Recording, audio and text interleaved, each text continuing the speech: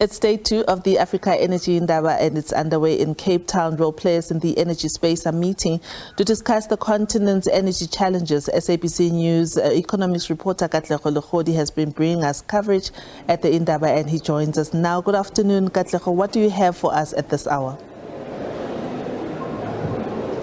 Good afternoon, Diabo, and to our viewers at home. We are still on that quest for solutions where the energy crisis on the African continent is concerned. We bring you, of course, the various voices coming from those that are in South Africa and from the African continent. Of course, also we saw Europe, Czech Republic officials. They are here as well, trying by all means to form part of those discussions as we push to get those solutions. We're taking you this afternoon at this point in time to Africa's largest economy, this being Nigeria. They have also, Diabo, been experiencing challenges around the issues of energy, and they're here as well to form part of those that are pushing to get solutions for Africa. I'm bringing into the conversation now Ifeoma Malo, who's joining us this afternoon, coming through just to let us in on those solutions. Ifeoma, first and foremost, happy International Women's Day. Let's start there, and let's go then into the solutions that we are talking about here. Very important, and for us to get it right here, it will mean Africa getting it right, and Nigeria in particular, the largest economy, moving as well. Welcome to the SABC. Thank you very much for having me. I think it's an important forum that we're talking about energy access and some of the energy challenges on the continent. One of the things that you have seen, at least during the conversations here and yesterday, but even in a lot of the other high-level forums, is the fact that we need to begin to think about regional cooperation when it comes to solving our electricity problems. One of the things you've seen is Nigeria over the years having perennial power problems and shortages, and that is increasingly spreading across other continents. South Africa, for instance, is facing the same issues. And so one of the things that we've said is we can move from the sub-regional blocks like the West African Power Pool, the East African Power Pool, the Southern African Power Pool, to having a much more robust continental power pool.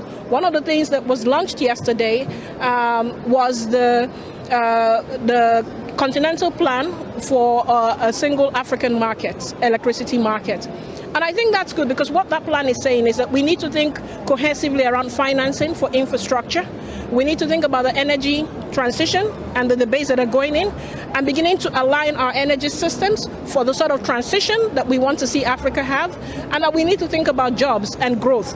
As we're making this energy transition, as we're building new infrastructure, as we're designing financing models, how do we make sure that we're creating jobs that can take care of Africa's youth and make sure that they're getting jobs out of this whole systems that we're designing?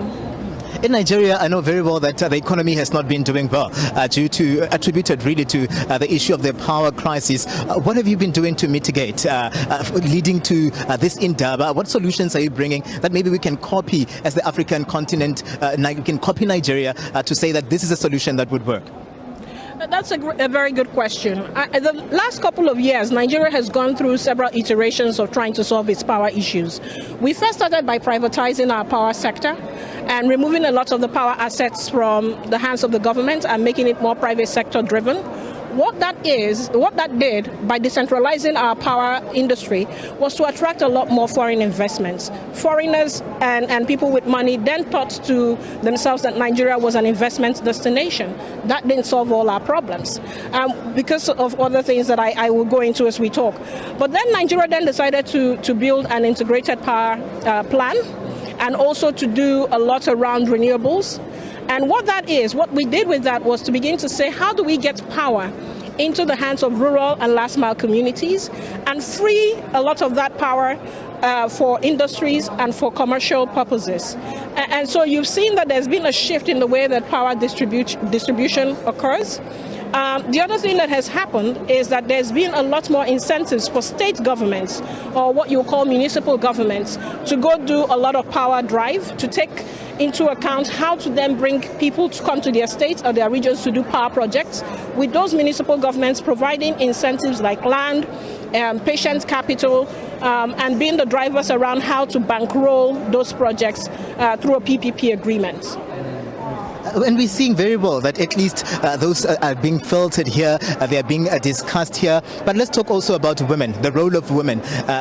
They have been left behind in terms of trying to craft solutions, and it was even evident here when we look at the panel sessions that at least we're trying to strike a balance, but the voice of women is still missing. On International Women's Day, how important is it that we bring women towards these solutions? You know, I think that's an important point you make. We sort of leave these conversations about bringing in women and bringing in even more vulnerable population into the power discussion. One of the things to note is that Energia, which is an international organization, has brought out data to show that poverty, energy poverty, wears a woman's face. In other words, women are most impacted by the lack of electricity, just by the kind of work that they do at home and also the kind of businesses that they do, which are small and micro businesses, which need a lot of power. So they end up being poor, perennially poor, because they can't afford big generators and they can't afford all the other alternative sources. But the important thing to note is that it is not just the job of governments to bring in women into the power sector. It is also the role of private sector to think about how they can bring in the voices and the work and the intellect of half of their population into decision making, into projects, and into governance when it comes to the power industry, and then use that to enable other small and medium-sized businesses that will be paying for the power that they would use, especially if you remember that those small and medium-sized businesses are women-owned and usually women-led across Africa. Ifeoma Malo, thank you very much for your time. And let's leave it here for now. Just coming through from Nigeria with some of those solutions. You can hear Diabo from her enthusiasm that she really knows where the solutions can come from. And this is a woman that I just pulled her out of a session as we speak right now. As those thematic sessions continue this afternoon, we inch in towards solutions. At least there's a little bit of light. Africa is power hungry, we're hearing. But most of those delegates that are here, they're very, very resolute about leaving here with some of those solutions that will find expression in years to come. Diabo? Katlego, thank you so much for bringing through all the different voices from around the continent and also internationally. We really appreciate hearing what their solutions are, and we'll catch up with you again much later.